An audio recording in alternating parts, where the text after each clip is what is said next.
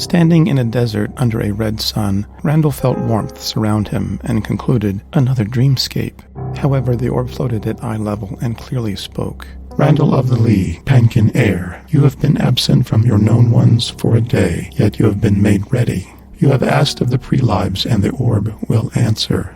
Unsure if what he saw was a dream, Randal first did not respond, although he did recognize the familiar charred mesa which encircled him.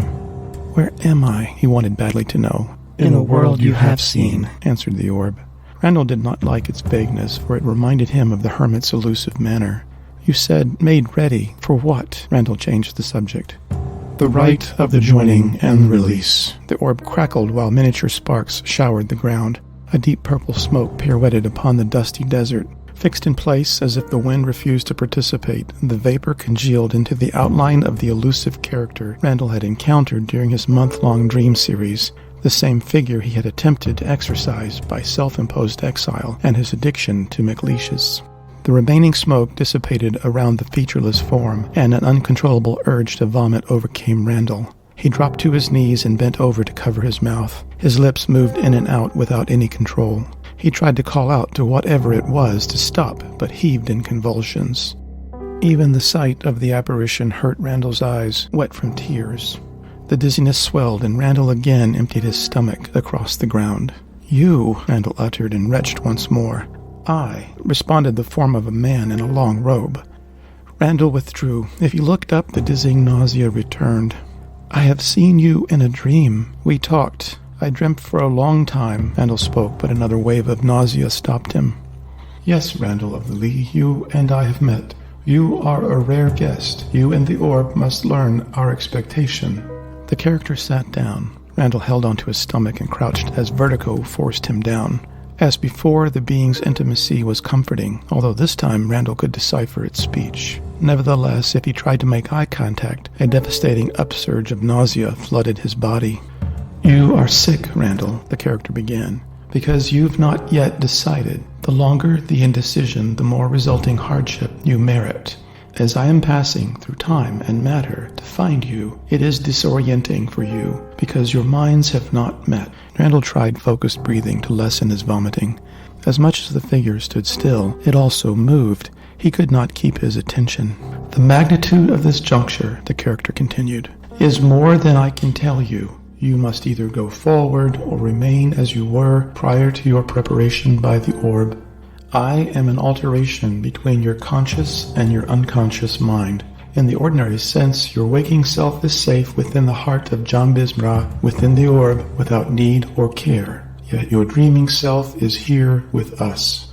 Randal silently debated the interchange while the character read his mind. As one's finger traces a linear groove on an object, the figure tracked the lines of Randal's thought, not as if it had intruded, but rather as if it had reproduced its own parallel copy of Randal's deliberation.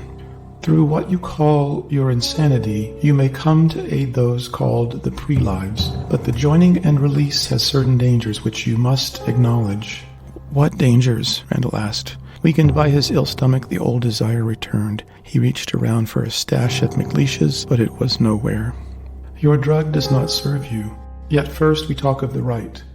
Randal wanted to object, but the soothing voice interrupted.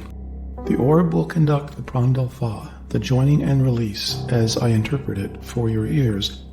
What does this conductor do? Randal asked. Do you really want to know? You have been so hesitant before. However, Randal received what he wanted, a direct, intimate display of the truth. Hence he acknowledged his choice. In the Prandal Fa, you must stand before nothingness. The sphere will close shut and take your senses, sight, hearing, touch, taste, smell, and even reason. You must find the heart of the orb, though the way is not evident. If you succeed, your conscious mind will meet its unconscious counterpart. At that moment, you may gaze into that which you seek. The speaker paused for Randal's question. What if I do not survive? He naturally asked. If you cannot find the heart, dear one, you will be forever lost in the recesses of the rite. The robed figure sounded remorseful. Without cohesiveness, you will drift apart into a billion thoughts. Randal was stunned. What was it to float eternally from one thought to another, to be adrift in never-ending dreams, continually engaged but never resolved? With no waking self to counter the chaos, I would be insane, he reasoned. Yet you have fortune, the voice bounced back. Randal, your dreams have changed your path. Had your visions not appeared to you, the copper would have consumed you. As you reached your journey's end at the place of desecration, the copper's poison beneath its ebony arc would have bowed you into a black trace, the same ones who have destroyed your family and village. The copper's pollution devours the will and leaves no choice but to follow the path of carnage. A chill crept down Randal's spine. The situation was almost unthinkable. He felt strongly his schizophrenia had overtaken him. Randal could not imagine how much worse it would be if he turned into a black trace. His father, Pan, had long complained that compassion had disappeared, as friends repelled friends and comity among the towns declined. Pan coined a saying, "Yesterday was good, today is worse, and tomorrow will fare no better." The companion spoke, "Your hope lies in your dreams, young wanderer, where among the pre-lives one has beheld you. Are you not ready to meet even one?" it gently inquired. Randal failed to grasp the character's unexpected question. Rather, he wished to end the matter and return to Oksana. The robed figure bent towards him with outstretched hand and touched his finger to Randal's temple.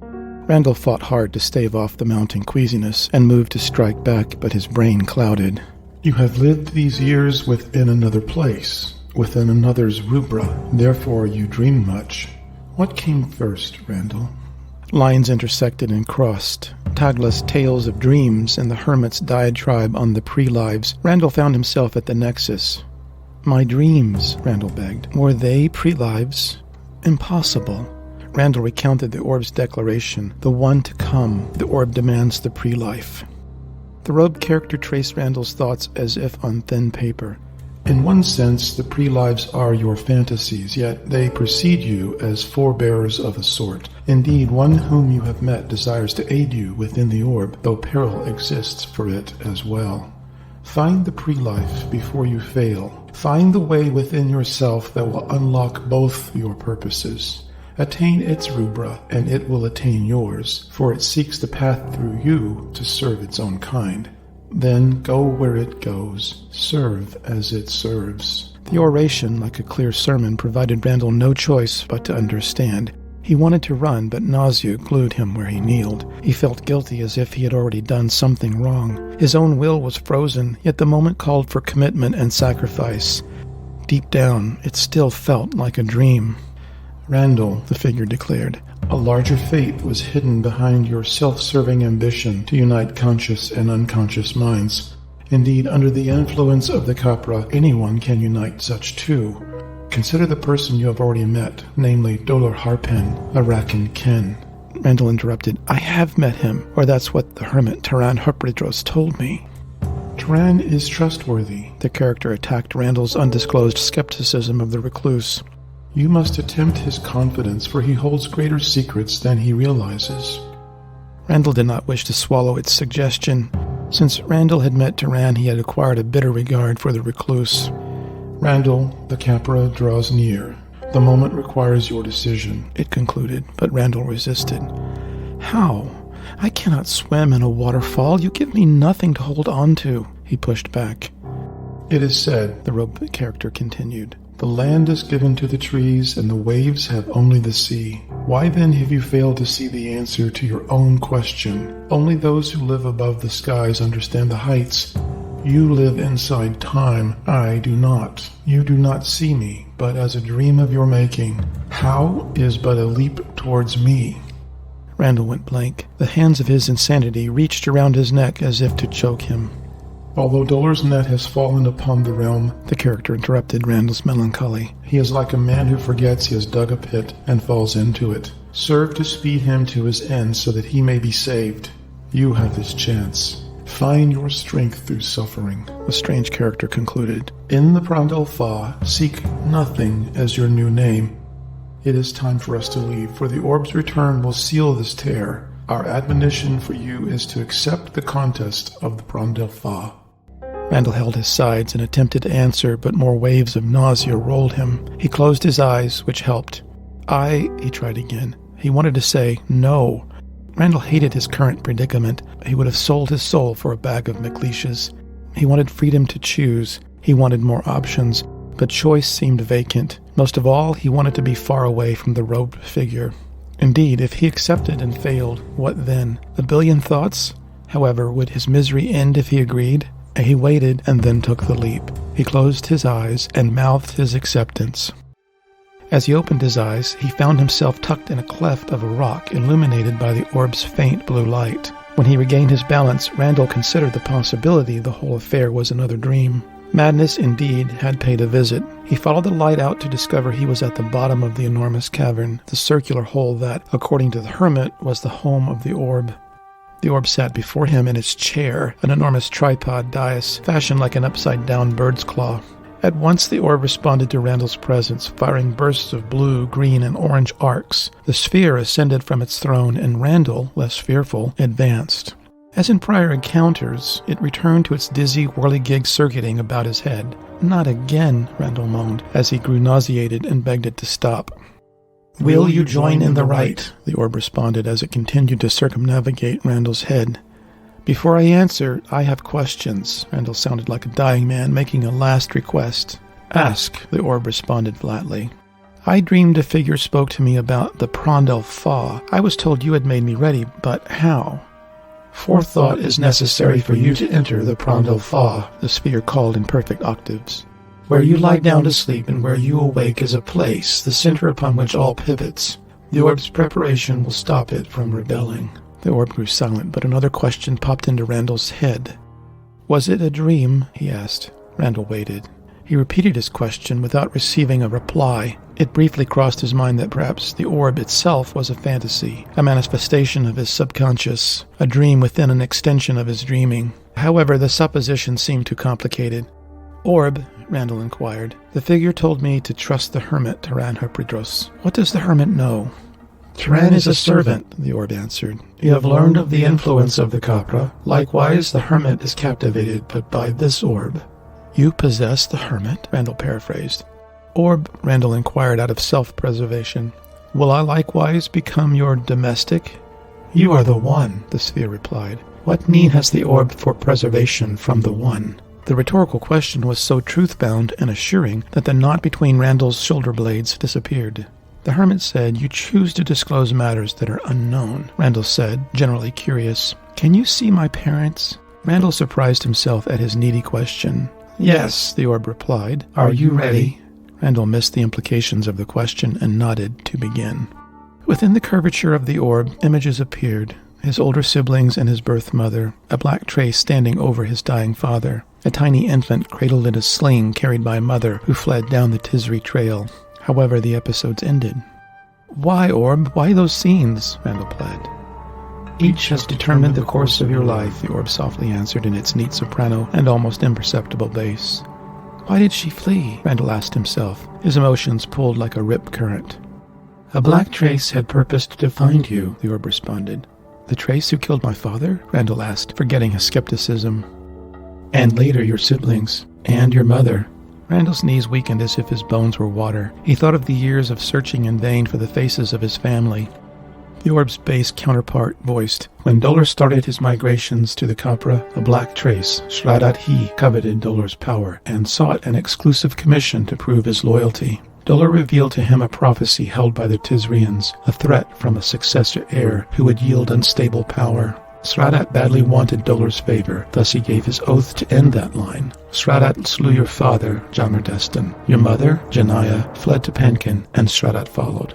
Although he found your mother and siblings, he was unaware of your survival in Glendery. Upon his return to Dolar, Shradat boasted how the Capra would be pleased, but Dolar slew him and finished Shradat one mouthful at a time." His unveiled lineage had names, Jamer and Janaya Destin. Randal finally gained a history.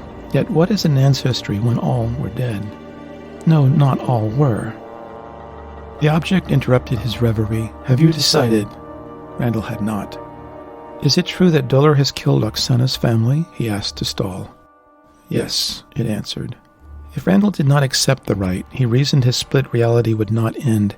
He could not saddle Oksana with such burden should he go insane. He loathed the hasty decision, though the orb required it, but even more he hated wavering. Randal braced for his announcement. "Randal Fa, Tomorrow is for tomorrow. I have today. However, let it be before my cousin that she may know my endeavor and my failure." The bass boomed, "So be it, Randal of the Lee, son of Jammer-Destin, the continuation of John the Dauphin."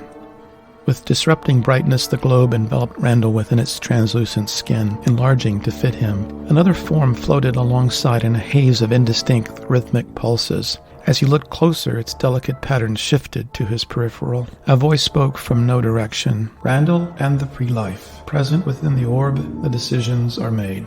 Randal recognized the desert companion's voice. Randal reached out to test the orb's wall, but his arm was useless. He tried to speak, but he could not move his jaw or tongue. It was not a question of energy or strength, but how to move, as if he had forgotten. The orb with its passengers suspended in its expanded envelope ascended through the rocky tube and reached the lip where Oksana and Taran stood. "Randal!" Oksana shouted. Randal unsuccessfully tried to acknowledge her with a gesture. "Randal," the orb comforted him, "here is your request, to be before Oksana Summerland, your cousin. Convey to your cousin your final wishes." A cyclone of air rushed through his lungs and filled his mouth. "Oksana!" he shouted. "Are you well?" she returned. "Yes, I am well," Randal lied. "Oksana, a ritual called the Prondil Fa. Taran, do you know it?" Randal turned to the hermit. "Yes," the hermit's face brightened. Taran, too, noticed the additional floating figure, too vague to scrutinize. "Good. Tell Oksana. The pre-life is here, Taran. Do you know what that means?" Randal shouted. Taran nodded. "Oksana, I've no home unless something better happens to us. I do not leave you lightly, but I hope to rid myself of my hounding insanity." Each statement carried a double meaning. He did not wish to delude his cousin, but he could not tell her the complete truth. Oksana studied the situation. "Is this your free decision, my dear cousin?" she replied. A grave expression fell across her face. "Yes," he answered without shouting. It was no lie. Her face dropped, her lips pursed uncontrolled from her grief. She spoke aloud. "He is readying himself to die." She raised her right hand high in front of her face, her final goodbye. Randal attempted to raise his hand in response.